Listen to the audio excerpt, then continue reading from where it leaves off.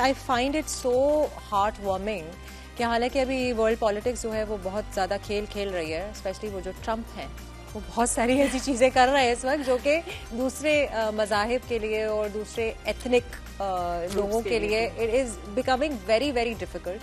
और वो भी America which is called the land of opportunity, जहाँ हर कोई जो है वो वहाँ का बाशिंदा नहीं है, which is such an irony of immigrants. हाँ, सो हम लोग इसी के हवाले से नाज़रीन इस टॉपिक को भी अगर हम थोड़ा सा ब्रॉडन करें, व्हेन वी टॉक अबाउट ज़ाहिरी खूबसूरती और ज़ाहिरी अपीयरेंस, तो उसमें आपकी एथनिक भी आ जाती है। बिल्कुल। जो हमारी फिलॉसफीज हैं मंशा, अगर आप हमारे बर्रे सगीर की फिलॉसफी में जाओ और आप जो स्पेशली इंडियन जो फॉलो करते हैं स्कूल ऑफ थॉट, तो उनकी महाभारत और वेदास जो है वो बहुत सिमिलर है with Greek and Roman philosophy, ठीक है, उनकी इलियड एंड ओडेसी, और उसमें भी जो है ना डिमार्केशन हुई हुई है कलर को लेकर।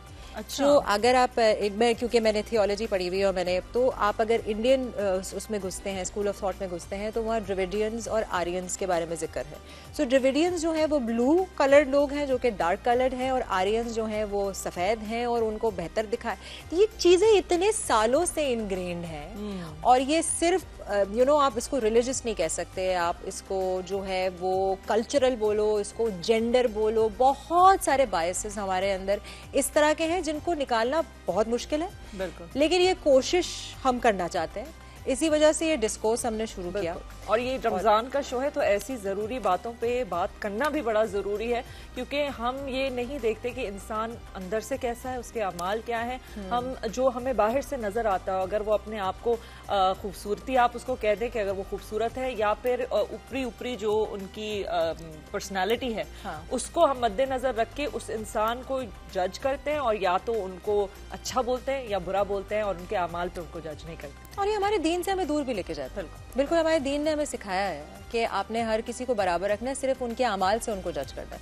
बल्कि मैं दोबारा से बात एक रिपीट करूंगी जो नादिया ने बहुत अच्छी बात की थी कि हम जेंडर हवाले से जो है वो लोगों को जज करते हैं। आपको उनके अमाल, उनकी रोजी किस तरह से वो कमा रहे हैं, उसके हिसाब से उनको जज करना चाहिए, बजाय इसके कि अगर औरत कमा रही है तो वो हलाल और बरकत नहीं है उसमें, और अगर आदमी कमा रहा है तो उसमें बरकत है। जी बिल्कुल, हराम और हलाल की कमाई में फर्क होता है। जी जी, हलाल की कमाई हमेशा आपको बरकत देगी इंशाल्लाह। और जैसे कि हमने इस मौजू में बहुत सारी चीज़ें डिस्कस की कि ये जो ब्यूटी स्टैंडर्ड्स है, ये ना सिर्फ औरतों के लिए एक बहुत बड़ा मसला है, लेकिन मर्दों के लिए एक बहुत बड़ा मसला है, क्योंकि जैसे जैसे हम देख रहे हैं आजकल उन पे भी बड़ा प्रेशर पड़ता है to look a certain way. No, it's always been there. In fact अगर आप पुराने ज़माने में चले जाएं तो male beauty was considered actually the parameter of beauty.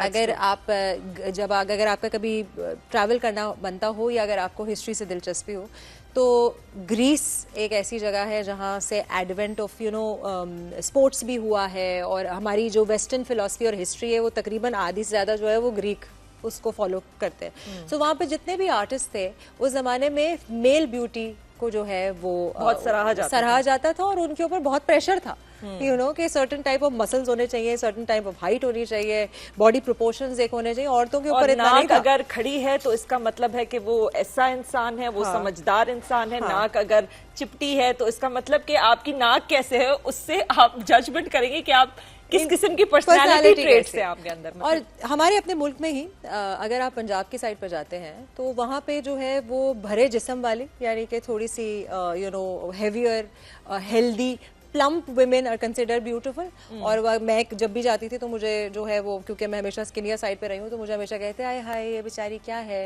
लकड़ी, और मेरी ब्यूटी जो है उनको नहीं समझ आती। तो everywhere it is a different parameter. और किसी को भी खुश, मैं कहती हूँ नहीं रख सकते। जो हम काम करते हैं उसमें तो मुझे हमेशा लगता है कि हम किसी को खुश करेंगे तो किसी को दुखी करेंगे। कोई कहता है आपने ये रंग क्यों पहना, कोई कहता है आपने वो रंग, आप जरा लाइट कलर्स पहना करें, आप जरा ब्राइट कलर्स पहना करें, अच्छा आप ये किया करें।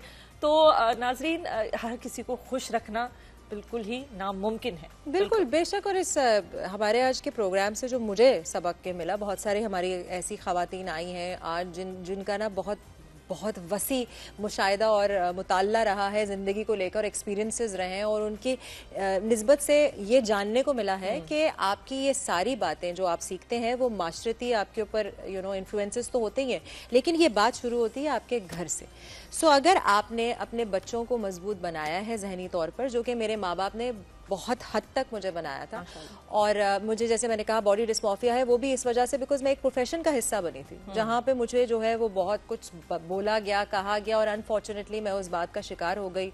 बट इसके अलावा गोरा, मेरी बहन जो है उसकी कलर आइज हैं, वो गोरी है, वो फुल पठान लगती है, मैं बिल्कुल दूसरी साइड पे गई हूँ अपने ख़ानदान के, मेरा कलर डिफरेंट है लेकिन मैं लंबी हूँ, और टॉप मॉडल कौन रही, मैं। सो मुझे जो है इन चीज़ों से जो है वो दूर रखा गया, क्योंकि हमारे घर पे जो है कभी इस बात पे तरजीह नहीं दी गई कि किसकी आंखें बड़ी, बाल कम, ज़्यादा, कद और खाल नहीं। हमें हमेशा ये कहा गया कि अपनी काबिलियत पे काम कीजिए, आप लोगों के साथ आपका इखलाक अच्छा होना चाहिए, और इसके साथ साथ जो है वो आप आपका रवैया जो रहता है, रवैया जैसा है वो लोगों को याद उसी रहता से है। आप पहचाने जाते हैं, और जो आप आपके दूसरों काम, के साथ, और आपके कैसे काम। दूसरों के साथ हैं, उसी से पहचाना जाता है कि आप किस किस्म के इंसान हैं।